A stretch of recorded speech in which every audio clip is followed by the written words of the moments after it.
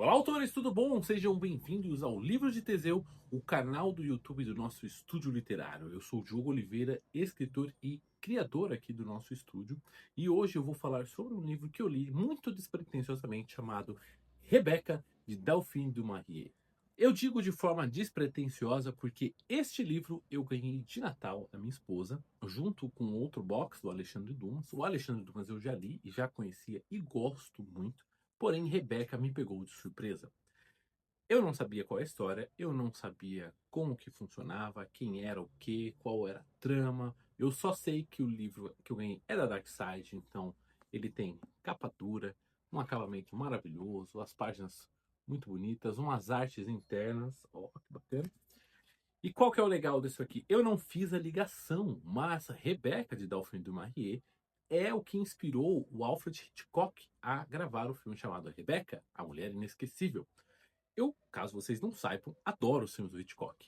Um dos livros que eu mais gosto e que me ensinou também a contar histórias foi esse aqui, Hitchcock Truffaut Entrevistas, onde Truffaut, que é o repórter, entrevista Alfred Hitchcock com várias perguntas ao longo de sua carreira. Eu não sei se é possível achar outras edições desse aqui. Ela é uma grandona, pra vocês terem uma ideia. Ela é bem maior que o livro comum. Quando você abre, elas são duas colunas. Então é coisa pra caramba, mas inúmeras curiosidades sobre o diretor, inúmeras curiosidades sobre como foram gravados, como criar suspense. Isso aqui ajudou bastante a minha imersão em histórias. Super recomendo. Mas vamos voltar ao assunto principal, que é a Daphine du Maurier. Rebeca conta a história de uma jovem moça que era uma dama de companhia que acaba indo para Montes Carlos, se não me falha a memória, esse é o nome do lugar. E lá ela conhece o Max de Winter, ou Maxine de Winter, que é um homem já na casa dos 40, ela é jovem, deve ter uns 20 e pouco. Os dois acabam se gostando, se apaixonando, e de uma hora para outra eles decidem se casar. E se casam e passam a lua de mel em um mês fora, porém eles têm que voltar para Manderley, que é onde o Max mora. E lá ela descobre que Max foi casado com Rebecca. E Rebecca morreu repentinamente velejando na Bahia, próximo de Manderley, e acharam o corpo dela depois de um tempo, e isso já fazia um ano. Porém, existe todo um clima de que parece que a sombra de Rebecca fica apavorando a nossa protagonista todo o tempo. Caroline, que é o nome dela, fica vendo Rebecca, por assim dizer, nos criados que ainda estão lá, na casa, na forma como as coisas aconteciam e nos comparativos que ocorreram. Tudo isso vai colocando uma pressão psicológica em cima da protagonista incrivelmente bem. É contado em primeira pessoa pelas próprias palavras de Caroline, e isso deixa tudo mais interessante ainda. Não é em forma de diário, mas é como se você estivesse ouvindo o relato dela vivenciado durante todo esse plano. O que acontece é que há uma reviravolta no livro, no último terço do livro, que mostra que Rebecca não era tudo isso.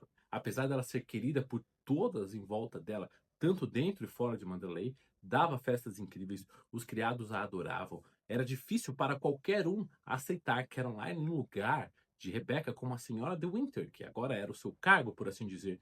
Mas, como esposa, ela não se via lá. Até que essa reviravolta acontece. Eu não vou contar, porque a reviravolta, para mim, é o grande charme de todo o livro. Você entende por que aquilo aconteceu, você entende por que são as atitudes do Max de Winter. E, além dessa reviravolta, que geralmente é no meio do livro, a gente vê ali no último terço, as últimas 100 páginas são emocionantes. Até porque o que acontece? É encontrado o barco em que Rebecca morreu, e lá dentro está o corpo da Rebecca, sendo que o corpo que foi encontrado antes, então não era o dela. Isso tudo gera uma tensão incrivelmente gostosa de se ler. E qual que é o interessante daqui? Se você, autor ou autora, quer aprender a escrever uma personagem feminina, saber como é os pensamentos, atitudes, principalmente uma pessoa mais jovem, eu recomendo que você leia Rebecca, de Delphine du Maurier, justamente porque aqui eu vi uma imersão muito boa nesse quesito de escrever sobre o feminino com um olhar feminino. Quando eu escrevi Sommelier, que é o meu romance que tem a Letícia como protagonista, eu procurei referências para escrever uma mulher como protagonista, e eu deveria ter colocado Rebecca aqui nas minhas referências, que agora já tem. Então o próximo personagem feminino vai ficar muito mais legal. Não assisti o filme do Hitchcock, apesar de gostar muito dele, eu não consegui assistir toda a filmologia, porque são bastantes filmes e ainda mais difíceis de achar por serem antigos, mas agora eu fiquei mais curioso ainda para ler. Se você que está assistindo esse vídeo tiver alguma vontade de gravar um livro versus filme Rebecca e assistir o filme do Hitchcock, me chama que faz questão da gente gravar junto. Mas agora, o mais interessante, antes de eu finalizar aqui, falar um pouquinho sobre Rebecca, é que houve uma treta internacional. Graças ao Tito Prats, que é publisher da revista Mistério Retrô, ele falou: olha, você sabia que na revista Mistério Retrô número 10 tem um artigo chamado Treta Internacional falando sobre o suposto plágio que pode ter ocorrido Rebecca? Eu falei que não, então fui correr atrás. Então nós temos uma autora brasileira, Caroline Nabuco, que ela escreveu um romance chamado A Sucessora, que conta uma história muito semelhante à de Rebecca, porém foi lançado em 4 anos antes do lançamento de Rebecca.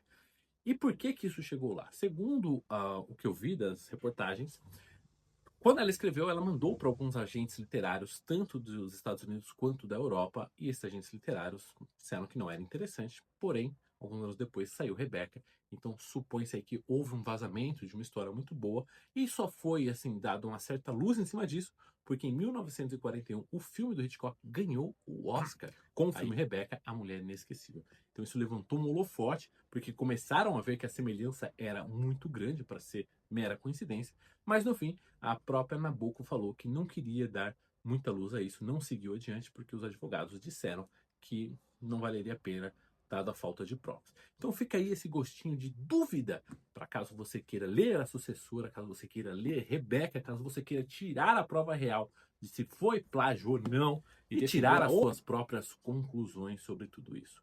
Bom, o que eu posso dizer é que eu fiquei muito curioso para ler A Sucessora. Eu gostei de Rebecca, porém, como ele é um livro bem grande, como eu falei, 1/3 aqui do livro é que houve uma reviravolta que deixou ele mais intenso ainda. O primeiro começo pode parecer um pouco parado. Se você não tem o costume de ler alguma coisa um pouco mais antiga, que dê uma ambientação, principalmente a profundidade da mentalidade da protagonista, vai ser um pouco difícil você pegar esse começo, mas o finalzinho vai ser uma reviravolta que eu garanto pra você que você vai adorar.